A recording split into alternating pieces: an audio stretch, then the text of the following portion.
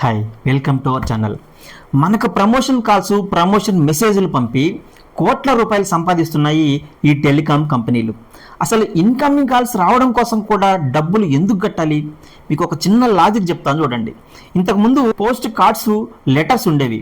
తక్కువ మీటర్ రాయాలనుకుంటే తక్కువ డబ్బులు, ఎక్కువ మీటర్ రాయాలనుకుంటే ఎక్కువ డబ్బులు కట్టి లెటర్లు కొనుక్కొని పోస్ట్ చేస్తే అవతల వాళ్ళు దాన్ని ఫ్రీగా తీసుకునేవాళ్ళు. లెటర్లు అందించే పోస్ట్ మ్యాన్కి జీతం ఇవ్వాలి, వాళ్ళకి మెయింటెనెన్స్ ఇవ్వాలని చెప్పి లెటర్లు తీసుకునే వాళ్ళ దగ్గర కూడా డబ్బులు వసూలు చేసేవాళ్ళు కాదు. కానీ ఇప్పుడు మాత్రం నేను ఎవరికన్నా ఫోన్ చేయాలన్నా నేనే డబ్బులు కట్టాలి, నాకెవరన్నా ఫోన్ చేయాలన్నా కూడా నేనే డబ్బులు కట్టాలి. ఎంత మోసం ఇది! రూరల్ ఏరియాలో ఉండే చాలామంది పెద్దోళ్ళకి ఫోన్ చేయడం కూడా రాదు. వాళ్ళ పిల్లలు ఏదో చిన్న చిన్న పనులు చేసుకోవడం కోసం సిటీకి పోయి అక్కడే సెటిల్ అయిపోయి ఉంటారు. ఎప్పుడో వారానికి ఒకసారి ఫోన్ చేస్తే లేపి మాట్లాడడం తప్ప తిరిగి చేయడం రాదు వాళ్ళకి. వాళ్ళు ఎప్పుడన్నా వేరే వాళ్ళకి ఫోన్ చేయాలంటే ఒక ఫోన్ బుక్ పట్టుకొని ఆ నెంబర్లు చూపించి, అయ్యా ఈ నెంబర్కి ఒకసారి ఫోన్ చేయవా అని బతిలాడుతూ ఉంటారు. వాళ్ళ పిల్లలు కూడా ఎప్పుడో వారానికి ఒకసారి చేస్తుంటారు. అంటే నెలకి 4-5 ఇన్కమింగ్ కాల్స్ మాత్రమే వస్తుంటాయి వాళ్ళకి. ఈ 4 ఇన్కమింగ్ కాల్స్కి 200 రూపాయలు కట్టాల్సి వస్తుంది. అంటే ఒక ఇన్కమింగ్ కాల్కి ఎంత పడినట్టు? 50 రూపాయలు పడుతుంది. 2016కి ముందు లైఫ్ టైం సింబుల్ అని ఉండేవి. ఇప్పుడు మనం ఇంట్లో ఉండే ఆడవాళ్ళతో కానీ, ఊర్లో ఉండే అమ్మానాన్నతో కానీ మాట్లాడాలనుకుంటే వాళ్ళు ఒక మిస్ కాల్ ఇస్తే మనం తిరిగి చేసేవాళ్ళం వాళ్ళకి. ఇప్పుడు ఆ మిస్ కాల్ పద్ధతే పూర్తిగా రద్దయిపోయింది. ఇంట్లో ఎన్ని ఫోన్లు ఉంటే అన్ని ఫోన్లకి ప్రతి నెల రీఛార్జ్ చేయాల్సిన తప్పని పరిస్థితి ఏర్పడింది. ప్రతి నెల తప్పనిసరిగా రీఛార్జ్ చేయాల్సిన అవసరం లేకుండా ఉచితంగా ఇన్కమింగ్ కాల్ పొందే అవకాశం అమెరికాలో ఉంది, బ్రిటన్లో ఉంది, ఫ్రాన్సు, జర్మనీ, ఆస్ట్రేలియాలో కూడా ఇలా చాలా దేశాలలో ఉచితంగా ఇన్కమింగ్ కాల్స్ వచ్చే వెసులుబాటు ఉంది. మేరా భారత్ మహాన్ అని గొప్పగా చెప్పుకునే మన స్వతంత్ర భారతదేశంలో ఎందుకు లేదు అని అడిగే రాజకీయ నాయకుడు ఒక్కడు కూడా లేడు. ఈ మధ్య రాఘవ్ చద్దా లాంటి వాళ్ళు నోరు తెచ్చి మాట్లాడితే వాళ్ళని సస్పెండ్ చేస్తారు, వాళ్ళ మీద అక్రమ కేసులు కూడా పెడతారు. అసలు మీకు ఒక విషయం తెలుసా? మనకి ఇన్కమింగ్ కాల్స్, మెసేజ్లు పంపి మన దగ్గరే కోట్ల రూపాయలు డబ్బులు సంపాదిస్తున్నాయి.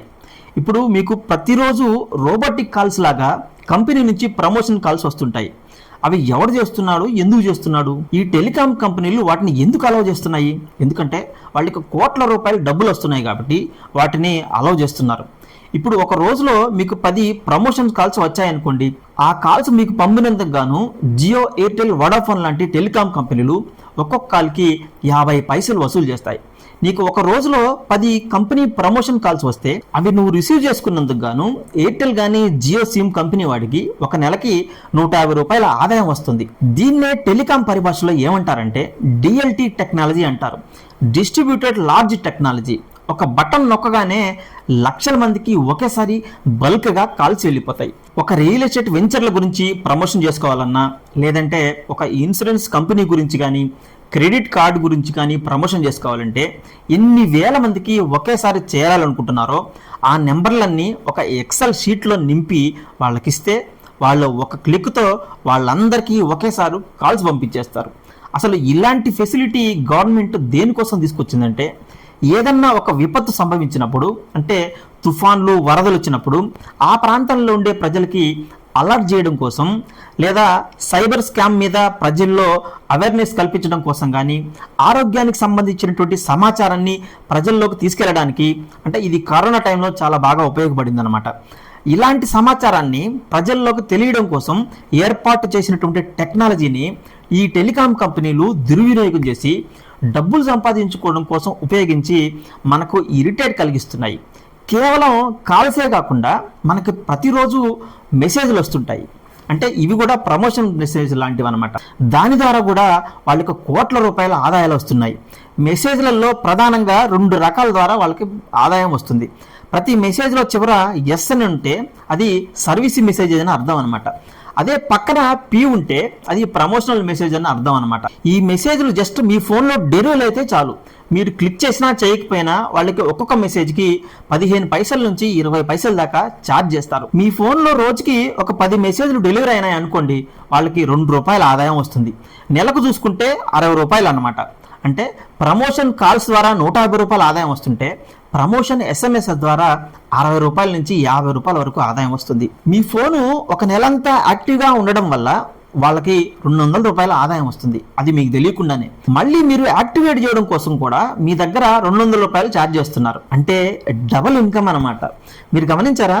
ఇంతకు ముందులాగా ఇప్పుడు మనకు చేసిన ప్రతి ట్రాన్సాక్షన్స్కి మెసేజ్ రావట్లేదు. ఏదో పెద్ద పెద్ద ట్రాన్సాక్షన్స్కి పంపించినా కూడా అది వాళ్ళకి ఎప్పుడు పాసిబిలిటీ అయితే అప్పుడే పంపిస్తున్నారు. ఎస్ఎంఎస్ కోసం కేటాయించిన సర్వీసెస్ అంతా కూడా ఎక్కువగా అనవసరమైన ప్రమోషన్ ఎస్ఎంఎస్ కోసం వినియోగించడం వల్ల మనకు అవసరమయ్యే సర్వీసెస్ మెసేజెస్ కానీ ఓటీపీలు కానీ త్వరగా రావట్లేదు. అంటే టెలికాం కంపెనీల ఆదాయం కోసం మన సర్వీసెస్ సంబంధించినటువంటి ఎస్ఎంఎస్లను పక్కన పెట్టేసి అనవసరమైనటువంటి చెత్త ప్రమోషన్ కాల్స్ ఎస్ఎంఎస్లు మనకు పంపిస్తూ డిస్టర్బ్ చేస్తున్నారు.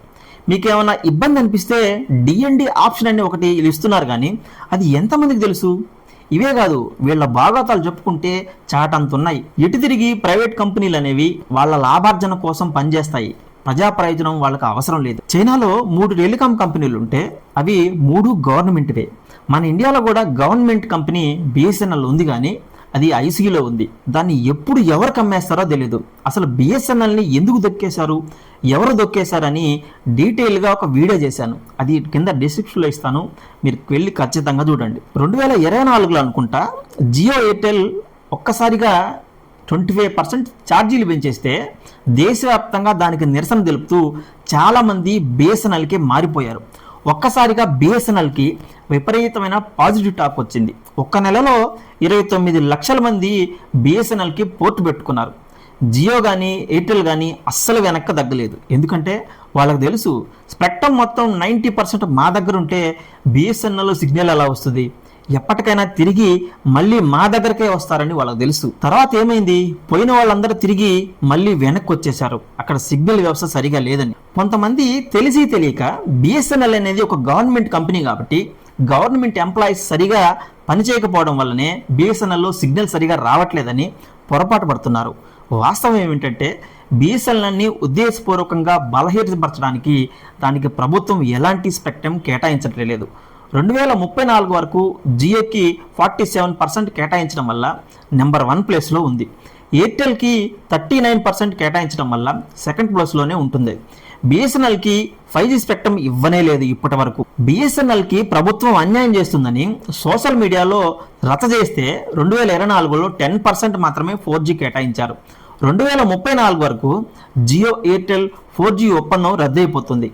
అప్పుడు ఏమన్నా కొంత స్పెక్ట్రమ్ బిఎస్ఎన్ఎల్కి కేటాయిస్తే తప్ప అప్పటి వరకు బిఎస్ఎన్ఎల్ కోలుకునే అవకాశమే లేదు.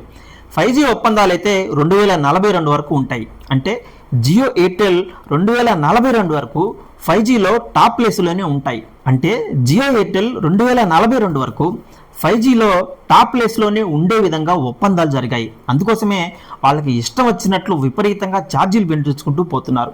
వాళ్ళ దగ్గర ముడుపులు తీసుకున్నటువంటి రాజకీయ నాయకులు నోటికి తాళాలు వేసుకొని నోరు మెదపకుండా ఉన్నారు.